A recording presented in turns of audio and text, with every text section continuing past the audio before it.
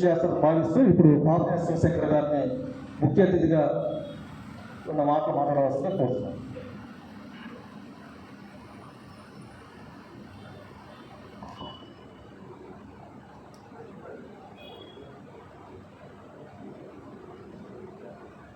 సహృదయ సాహితీ మిత్రులందరికీ హృదయపూర్వక నమస్కారం. ఒక గొప్ప వ్యక్తిని ఇట్లా కలుసుకునే అవకాశం కలిగినందుకు సంతోషిస్తున్నాను. ఇప్పుడే మిత్రుడు ఆయన గురించి చాలా ఏదో గొప్పగా చెప్పాడు. సంతోషమే కానీ గురించి నా పద్ధతి ఏంటంటే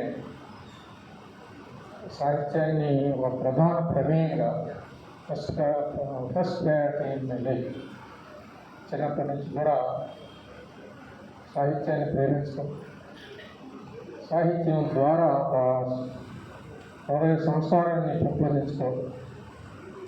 నేను నేర్చుకునేది ఏదో అంతో ఎంతో ఇతరులకు నా రచన ద్వారా కానీ బోధన ద్వారా కానీ తెలియజేయటం. ఇది నా జీవిత సాహిత్య క్రమం. ఇందులో ఇట్లాంటి ఎంతోమంది స్నేహితులు, పెద్దల ప్రముఖులు పరిచయం కావడం, కొన్ని సందర్భాల్లో అటువంటి వాళ్ళను గుర్తించే అవకాశం, ఇంతకుముందు మిత్రులు చెప్పినట్టుగా సాహిత్య రంగంలో బాగా కృషి చేసినటువంటి వాళ్ళని గుర్తించే అవకాశం ఈ ఏడాది లభించింది. అది కూడా సంతోషం.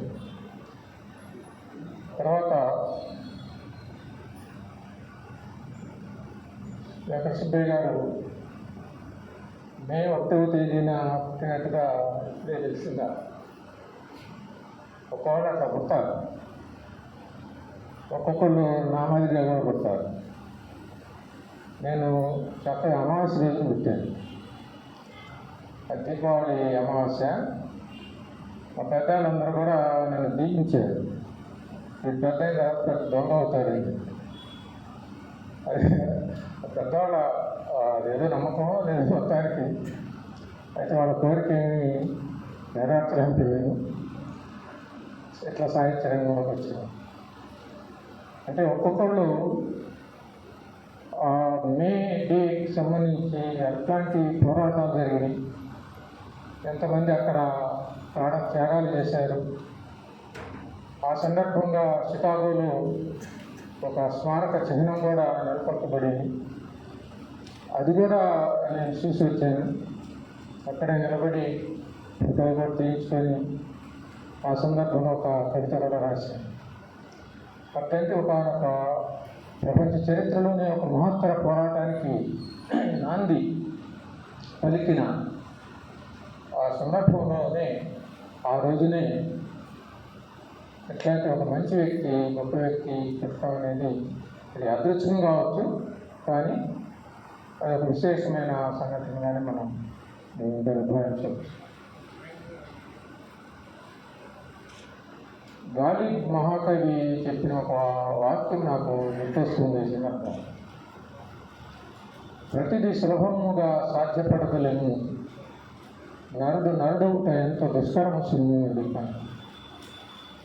దాశరథి చాలా గొప్పగా అనువాదం చేశాడు గాలిపి రచన.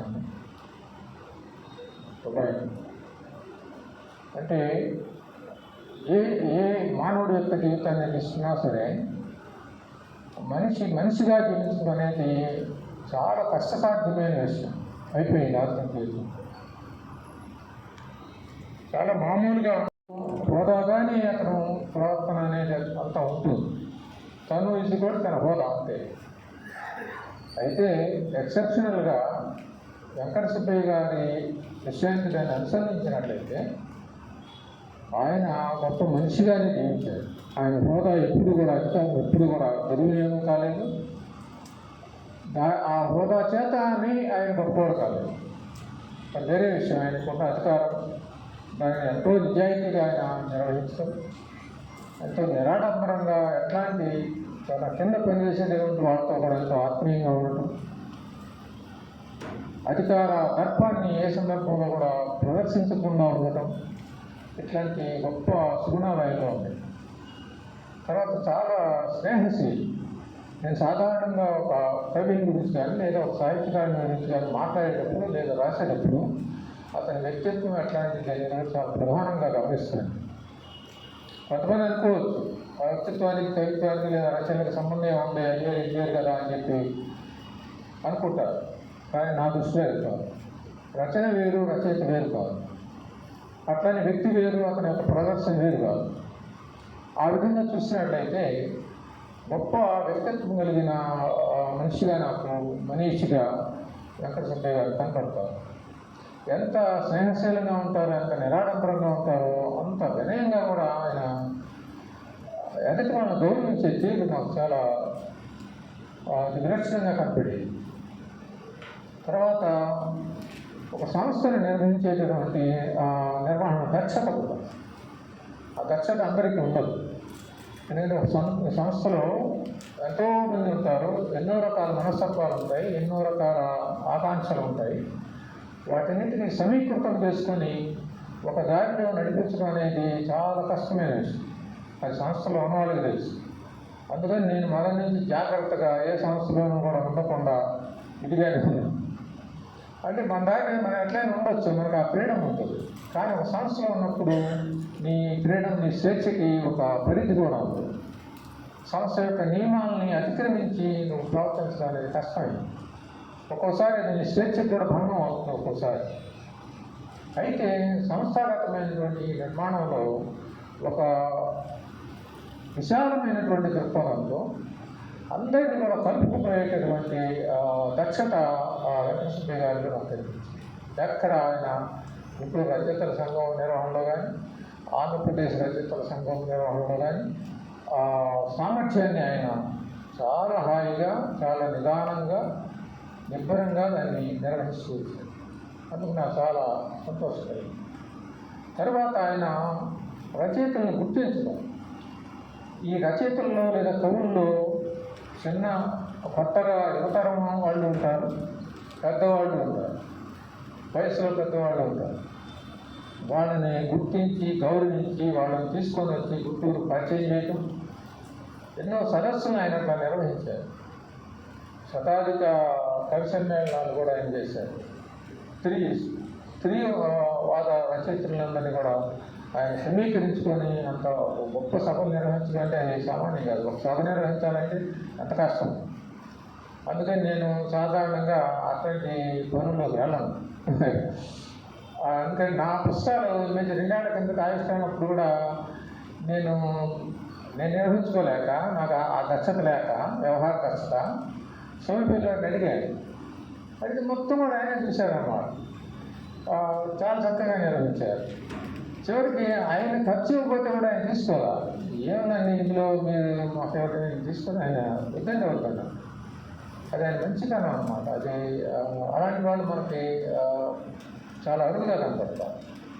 అట్లాంటి వ్యక్తిత్వం. తర్వాత మరొకటి ఏంటంటే, రచయితగా ఆయనకున్నటువంటి ప్రత్యేకత ఏంటి అంటే, ఒక రైతు కుటుంబం నుంచి వచ్చి రైతుగా ఆయన వ్యవసాయం చేసి దానిలో ఉన్నటువంటి సాధక బాధకాలని కూడా గ్రహించి దాన్ని కవిత్వీకరించి ఈ ప్రపంచంలో, ఈ భూమి మీద, ఈ నేల మీద, ఈ గడ్డ మీద ఎవరు కవిత్వం గురించి, రైతుల గురించి రాసినా నాకు పరమానందం కలిగింది.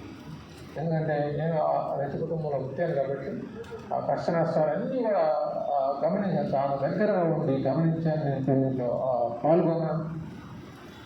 20 ఎకరాల రైతు మా నాన్న 60 ఏళ్ళు వ్యవసాయం చేశాను, పైసా సంపాదించడం. అంటే ఎంత ఈ దేశంలో అన్నదాత యొక్క దురవస్థ ఏంటి, అన్నదాతల యొక్క పరిస్థితి ఏంటి, ఎంతమంది రైతులు అప్పులు పాలయ్యి ఆత్మహత్యలు చేసుకుంటూ ఉన్నారు, మరి ప్రభుత్వాలు ఏం చేస్తున్నాయి, రాజ్యం ఏం చేస్తుంది, ఇదంతా చాలా బాధాకరమైనటువంటి విషయం నాకు ప్రతి సందర్భంలో. అందుకని నేను భాషను నీకు ఇష్టమైనటువంటి 3 మాటలు చెప్పమన్నావు.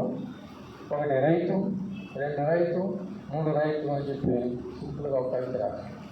అట్లా ఆ రైతు పక్షపాతం, ఆ రైతు జీవితంలో ఉన్నటువంటి ఆ బాధ, వ్యధ తెలిసినవాడు కాబట్టి అట్లాంటి కవితలు ఆయన చాలా విలువైనటువంటి కవితలు రాయగలిగారు.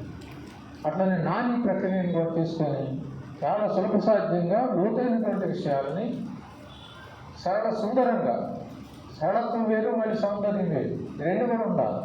సరళత్వం వేరు మళ్ళీ అందులో గాంభీర్యము లోతు వేరు. సరళమైన కవితలు చాలా ఉంటాయి, చాలా తేలిక రాయొచ్చు, కానీ అందులో లోతు ఉండదు. అది గిరకల లోతు కూడా ఒక కవితలు. అందుకని కొంతమంది కవులంటే మనం భయపడాల్సిన పరిస్థితి కూడా ఉంది. వాళ్ళు మనని భయపెడతారు, బాధ పెడతారు కవిత్వం రాసి. అట్లా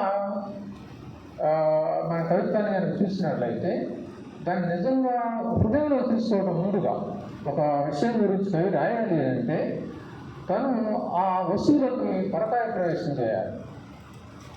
అదే సమయంలో దానికి ప్రతిక్రియగా ఆ వస్తువు అతనిలో పరకాయ ప్రవేశం చేయాలి. ఈ ప్రాసెస్ అనేది ఒక కవిత్వ నిర్మాణ రహస్యం అన్నమాట. ఈ క్రమం అనేది ఇది తెలిసినటువంటి వాడే గొప్ప రచన చేయగలుగుతాడు. అందులో అతని యొక్క ఆత్మీయత కనపడుతుంది, అతని యొక్క పర్సనాలిటీ కనపడుతుంది, అతని యొక్క వేదన కనపడుతుంది, అతని యొక్క రక్త చాలనం కనపడుతుంది. అట్లా ఈయన ఒక రైతుల గురించి రాసిన లేదా ఒక సామాజిక విషయాల గురించి రాసిన ఆ రకమైనటువంటి అవగాహన, వేదన, లోటు అనే వాటిని ఆయన ఎక్కడా కూడా పోగొట్టుకోకుండా రచన చేశాడు. తను విడిగా రచన చేశాడు. ఒకటి నేను ఆవిష్కరించాను, అది సీడీగా ఏర్పాటు చేసినప్పుడు ఒక పుస్తక ప్రదర్శనలో నేను ఒకటి ఆవిష్కరించాను. ఇట్లాంటి పరిచయాలు ఎన్నో వెంకటసుబ్బయ్య గారితో ఉన్నాయన్నమాట. ప్రతి సందర్భంలోనూ కూడా ఎంతో ప్రేమగా మాట్లాడటం. ఇంకోటి ఏంటంటే నాతో పరిచయం ఉన్నంత ఏ సందర్భంలో కూడా ఆయన ఎవరి గురించి కూడా చూడనాడు. ఆంధ్రప్రదేశ్ రచయితల సంఘానికి భిన్నంగా ఉన్నటువంటి రచయితలు కానీ రచయితల సంఘాలు కానీ కొంచెం వేరే ప్రయత్నాలు చేస్తూ ఉన్నప్పుడు కూడా తన భిన్నాభిప్రాయాన్ని ఆయన నాతో పంచుకున్నారు, కానీ వ్యతిరేక అభిప్రాయం మాత్రం ఎక్కడ ఆయన ప్రవర్తించలేదు, చెప్పలేదు. అట్లాంటి సహృదయత ఆయన ఉంది. అట్లాంటి గొప్ప వ్యక్తిని ఎట్లా తలుచుకోవడం కూడా ఒక రకంగా బాధాకరమే. సరే,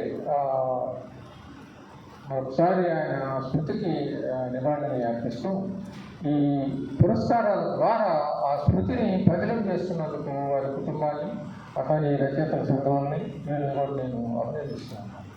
ప్రత్యేకించి ఇప్పుడు ఈ అవార్డు తీసుకుంటున్నటువంటి యమున. నదుల పేర్లు గమ్మత్తుగా ఉంటాయి. నదులు మొత్తం కూడా స్త్రీవాచకాలే. ఏ నది పేరు తీసుకున్నా యమున, గంగా, సరస్వతి, తపతి, నర్మదా, గోదావరి, ఇట్లా ఏ నదిని తీసుకున్నా సరే అవన్నీ కూడా స్త్రీవాచకాలే అన్నమాట. ఇతరంత స్త్రీవాచకాలుగానే సాధారణంగా అవి ఉంటుంది. నదీమ తల్లి అంటారు, కానీ అది తప్పు. మా తల్లి ఏంటంటే శ్రేష్టమైనది అని అర్థం. నదీమ తల్లి కాదు. చాలామంది మహానుభులు కూడా మాట్లాడుతూ ఉంటారు, తలకొట్టుకోవాలి. నది మతల్లి అంటే శ్రేష్టమైన నది అని అర్థం, తల్లి కాదు. అట్లా నదుల్లో మంచి చాలామంది పెద్దవాళ్ళు కూడా అట్లా కళామ తల్లి అంటుంటారు. ఎవరు నింపుతారు? తల్లి కాదురా ఆయన, అక్కడ మతల్లిక అంటే శ్రేష్టమైన అని అర్థం. కాబట్టి ఆ అర్థం తెలియకుండా కూడా చాలామంది అట్లా తల్లి అనే మాట అందులో ఉంది కాబట్టి అట్లా ప్రయోగిస్తుంటారు. సరే, ఇట్లా ఈ నదీ వాచకాలు కూడా స్త్రీ వాచకాలుగా ఉండటం కూడా కొంత గమ్మత్తుగా ఉంటుంది. ఎందువలన ఉన్నాయి అని అంటే స్త్రీలు కూడా నదులు లాంటి వాళ్ళు పురుషులకి ఒక జీవసారాన్ని అందిస్తూ ఉంటారు. అది చాలామంది పురుషులకు తెలియలేదు, మగవాళ్ళకి తెలియదు, మళ్ళాంటి వాళ్ళకి తెలియదు. వాళ్ళు పడే కష్టాలు కానీ ఆ కష్టాలు పడుతూనే మనకు అందించేటటువంటి ఆనందం కానీ అవన్నీ కూడా మనం తేలిక అర్థం చేసుకోలేదు. అందువల్లనే బహుశా ఆ స్త్రీల పేర్లు కూడా అట్లా నదుల పేర్లు లేదా నదుల పేర్లు స్త్రీల పేర్లు అట్లా ఉన్నాయేమని చెప్పి నాకు అప్పుడప్పుడు అనిపిస్తుంది. ఎక్కడ వచ్చాయి అనేది కూడా మరి వాళ్ళకి ఎక్కడ చాలా అవసరం. ఇవాళ రేపు వాళ్ళు పడేటటువంటి అర్థం గురించి కూడా చక్కని మంచి కథలు రాసింది. అట్లానే ఈ కాకర్స్ రేపు కవిత్వం గురించి నేను కొంచెం చదవలేదు, కానీ కొన్ని వినిపించారు. ఆ శీర్షికలను బట్టి కొంచెం లోతైన కవిత్వం ఆయన రాశాడని చెప్తా అనిపించింది. వాళ్ళని నేను హృదయపూర్వకంగా అభినందిస్తూ ఈ అవకాశం ఇచ్చినటువంటి మిత్రులకి, ప్రకాష్కి, అట్లని 2 రచయితల సంఘాలకి నేను ధన్యవాదాలు తెలియజేస్తున్నాను.